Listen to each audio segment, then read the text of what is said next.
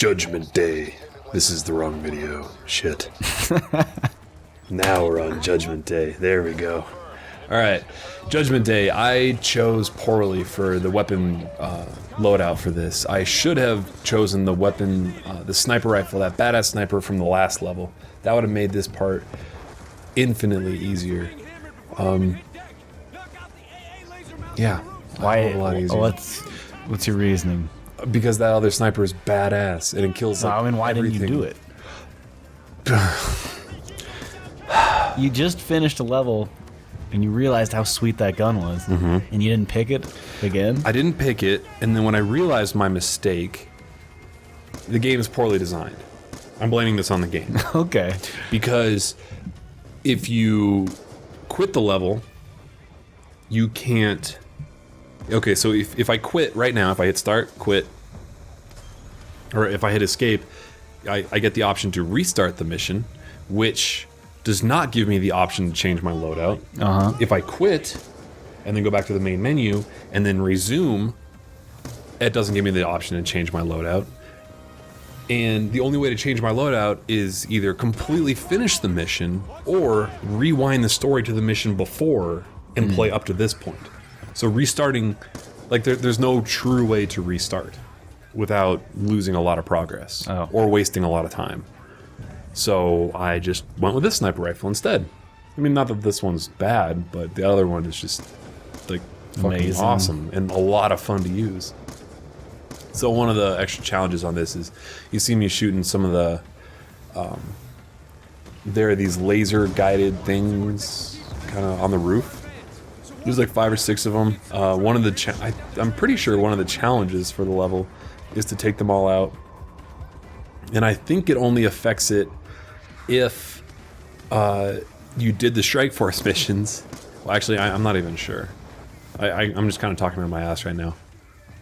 But I don't know. They're like shooting down air support, right? So theoretically, taking all those out will make this part a little bit easier.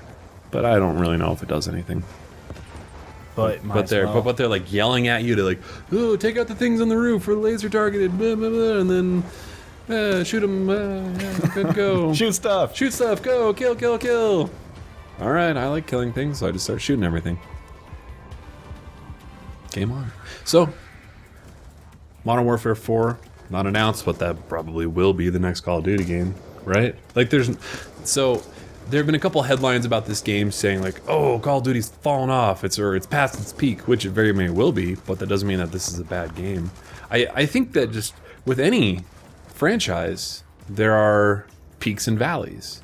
That doesn't mean that the next one's not going to sell more, or the next one's not going to be great, or that the next one will be great.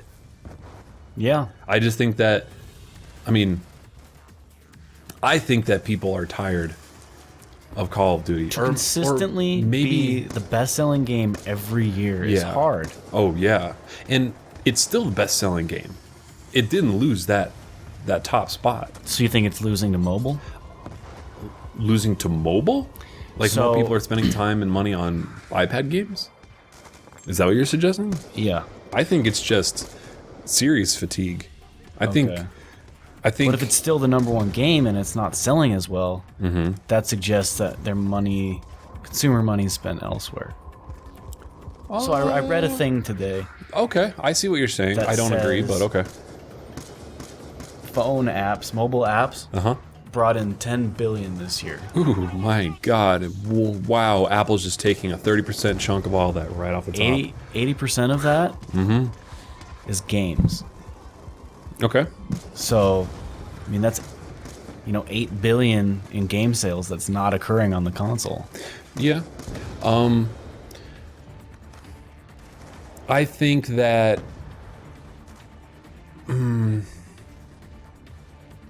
I think people are just maybe first-person shootered out, not necessarily Call of Duty'd out. I think first-person shootered out, and obviously that doesn't mean that it's dead. I think it hit its peak, kind of like in the same way that World War II shooters hit their peak, and then they moved to the modern combat, modern warfare, and that kind of revitalized the whole. There's not on a very fundamental level, this is Doom. Right? I mean, you can look up and down in this, and you couldn't do that in Doom. Right. But first-person shooters haven't evolved a lot in that time. And like it's very incremental things, and then there'll be something interesting that'll come along and just completely change up the game, like basically RPG elements in a multiplayer arena for a shooter, like Call of Duty, like Modern Warfare 1, Call of Duty 4. And I think that innovation basically has sustained them for a certain amount of growth, and I think that growth peaked, and now we're in kind of a valley unless they come up with something new and something really interesting to kind of reskin the first-person shooter. And maybe that means, I mean, I have no idea. People much smarter than me are thinking of that right now and trying to figure that out.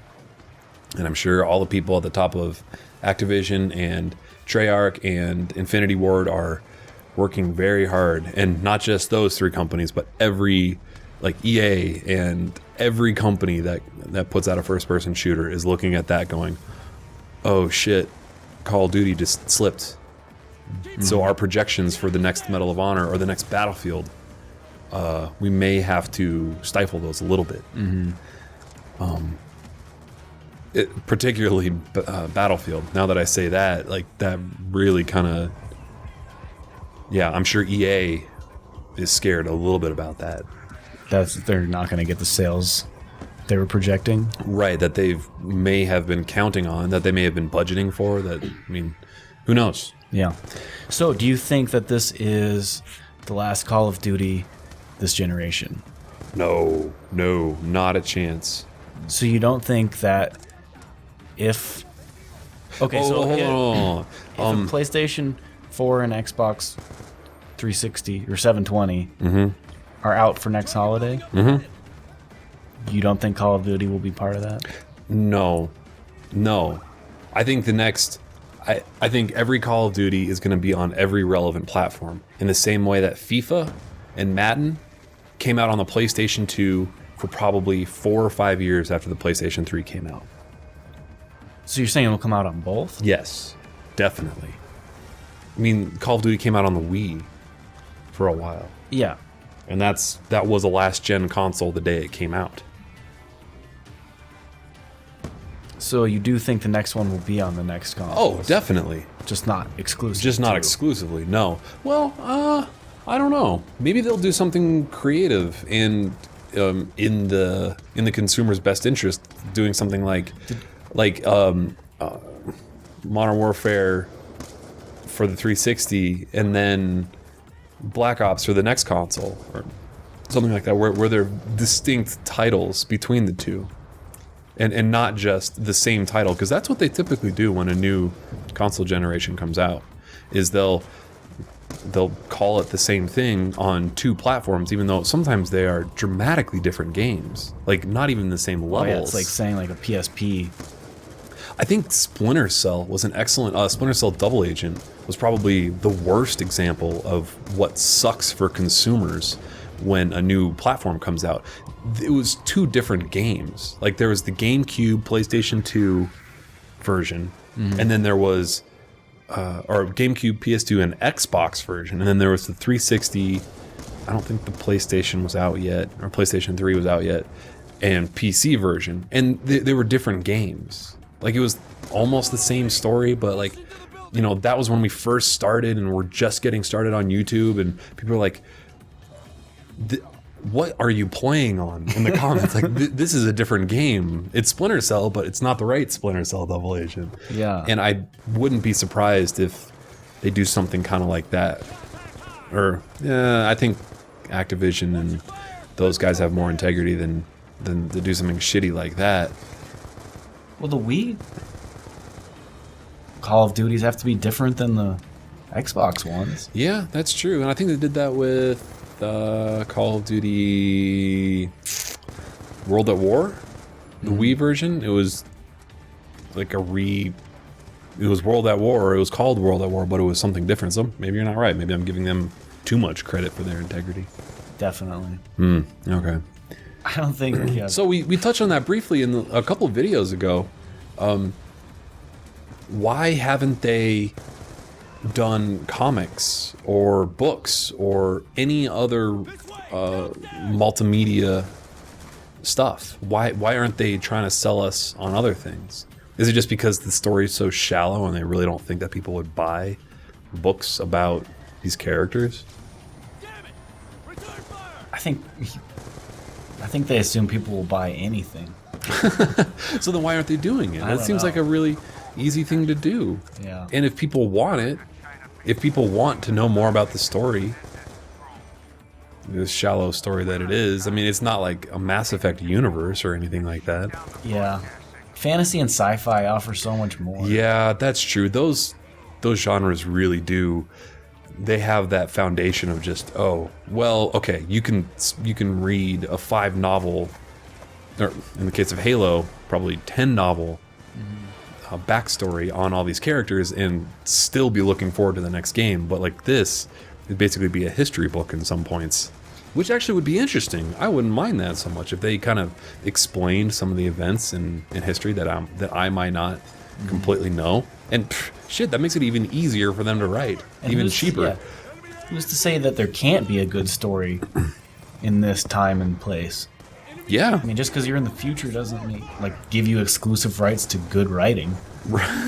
Yeah, exactly. I don't know. That's an interesting question that I'd love to ask Bobby Kotick. Like, I'd love to hear his explanation for why, like, on a franchise that is the best seller every year for the last 5 years now, maybe more. At least, yeah. Why has he not branched off into more multimedia stuff? Maybe it's just focus. Maybe that's it. Maybe, like some companies, they want to be ready and have everything there. Like Darksiders, right? Mm-hmm. They had a book, but the franchise isn't really probably big enough to deserve a book. Mm-hmm. So maybe that, I mean, and it's more than just a spreadsheet equation where you're looking at it saying, okay, we put X amount of dollars into this, we put X amount of dollars into that. It's mental focus too. And maybe just the guys on top want to focus on just the game and say, okay, we're a game publisher. We're not book publishers. We're not comic publishers. We're not. But they could be licensors to people who do those other things. That's true. But maybe they don't want to tarnish the Call of Duty name. No, that's a legitimate concern. Yeah. And they probably decide that when they released Call of Duty World at War for the Wii. That's a pile of crap. Yeah. That's probably the biggest negative on their spreadsheet for that. I love how our assumption of CEOs is just looking at spreadsheets and making decisions. Because they're fiscally obligated to do what's best for the bottom line. Legally obligated. Yeah, legally obligated. Legally obligated for publicly traded companies to make investors money. That's their goal, which I get. But obviously, that's not always the case. Kodak's the one who said you're not supposed to have fun at work, right? Yeah, he said we're going to take the fun out of making games. That's a very public statement that he made, which is insane, but it's what the investors want to hear. But I can't imagine that is actually what he does. Like that's an insane management that's an insane management practice. Right. I mean, these are creative people making creative games. And everyone on the Blizzard side's like, yeah, fuck you, buddy. Right, exactly. You don't have a say over at Blizzard. We had a lot of fun. Yeah, who knows? I'm looking forward to the next Call of Duty, regardless. And I'm looking forward to playing more of this multiplayer. It's fun. It's a lot of fun. I really enjoyed it. The only thing I don't like is that sometimes I'll put it down for a week just because I'm busy, playing some Far Cry. Playing Far Cry, skiing out of town for Christmas or something like that. And then I come back and it's like playing an instrument or something. You lose practice, you don't practice for a couple days, and you feel rusty when you come back. You're like, oh, wow, I'm not on my A game. Mm-hmm. It's tough. It's competitive.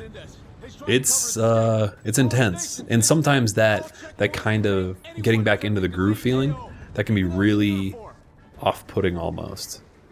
Like, fuck it. Like, like picking this back up, this is work. I'd rather just, do something simple.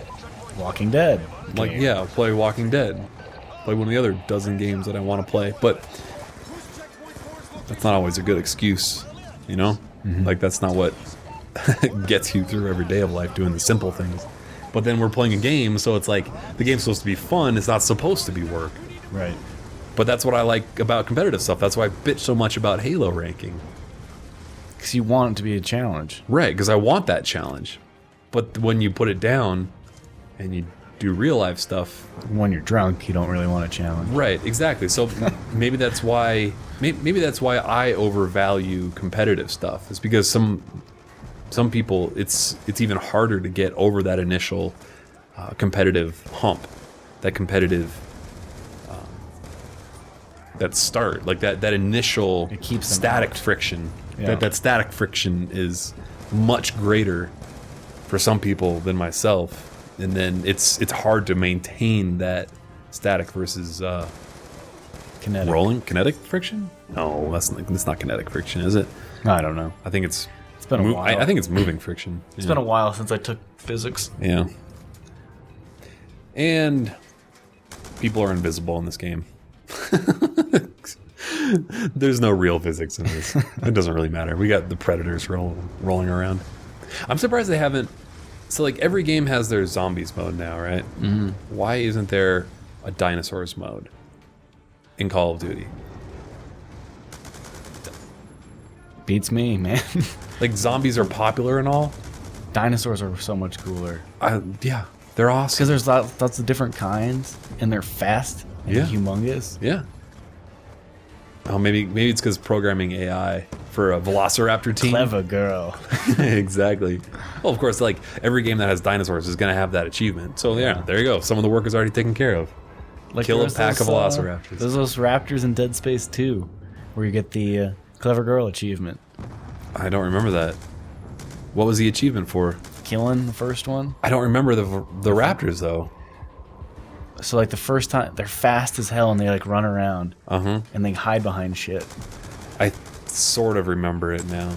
Like, you're in this room, and you're, like, here running around, and you're like, what the fuck are those? And then, like, they peek their head out, and then they, like, run around. Yeah, I kind of remember that. Maybe Dead Space needs a Velociraptor mode. Yeah. Instead of... I think Dead Space would be a great game for, like, a horror zombie survival mode like that. It's got a nice It'd be a perfect game array for that. Oh yeah, it's got all those awesome weapons. It's got a ton of crazy enemies. Like, half the game is already monster closets. Just add a couple more. An infinite monster closet. Infinite monster closet theorem. Theorem of infinite monster closet. Hey, total deaths. 37 drinks. Wow, I lose that bet. Yep. You lost that bet. Good job. Thank you. I can't believe So I've won 2 bets this year for things that I'd say I'm going to do, and I actually followed through. And I'm sure I'm ahead in the bet. Oh, by a million times. Oh yeah, I'll be pulling my way out of that hole for years if we make a bet a week. Yeah. 'Cause I have a lot of ideas. I don't always follow through. I think that's my problem. That's a good thing when you follow through with some of them. Well, yeah. Yes, I'd rather have too many ideas and not follow through with them than no ideas. Yeah. So that's the motto of the guide. Too many ideas, not enough follow through. Talking about Strike Force. Should we? If it was possible to follow through with Strike Force, I would. If it was possible, I would have done that. Thanks, Dan. All right, let's not end it on that. Game on? Happy 2012. Yeah, happy 2012. It's been an awesome year for games. Awesome year for us. Thank you, everyone. Yeah, thanks for watching. Watched as our guides. As always, we're always open to suggestions, ideas, things you want, like suggestions for what you want us to cover, things you want us to do, anything. So, yeah. Game on. Game on.